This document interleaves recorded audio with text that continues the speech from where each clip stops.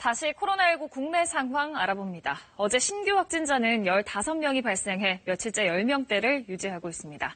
정부는 오늘부터 격리 해제된 사람들을 다시 검사하거나 추가 격리하지 않기로 했는데요. 취재기자 연결합니다.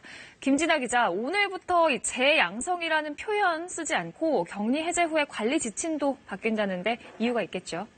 네, 그렇습니다. 우선 그동안 완치 판정을 받고 퇴원했는데 다시 확진 판정을 받은 사람, 그러니까 재양성자가 수백 명이 나오면서 2차 감염 우려가 있었는데요. 그런데 방역당국은 어제 재양성자는 다른 사람을 감염시킬 위험이 없다고 공식 발표했습니다. 재양성자 285명의 접촉자 790명을 조사해보니 재양성 시기 접촉에서 감염 사례가 확인되지 않았다는 이유인데요. 이 때문에 오늘 0시부터 격리 해제된 뒤에는 별도로 코로나19 진단검사를 또 한다거나 2주간 추가 격리를 하지 않기로 했습니다. 따라서 격리 해제 후 학교나 직장 등으로 복귀할 때도 검사 결과를 다시 물을 필요도 없게 됐고요. 재양성자라는 표현도 격리 해제 후 유전자 증폭 재검출이라는 의학적 용어로 바꾸기로 했습니다. 네, 이태원 클럽발 신규 확진 상황은 어떻습니까? 네, 어제 이태원 클럽 관련 확진자는 2명이 추가돼 모두 170명이 됐습니다. 이태원발 확산세가 폭발적으로는 늘지는 않는 양상입니다.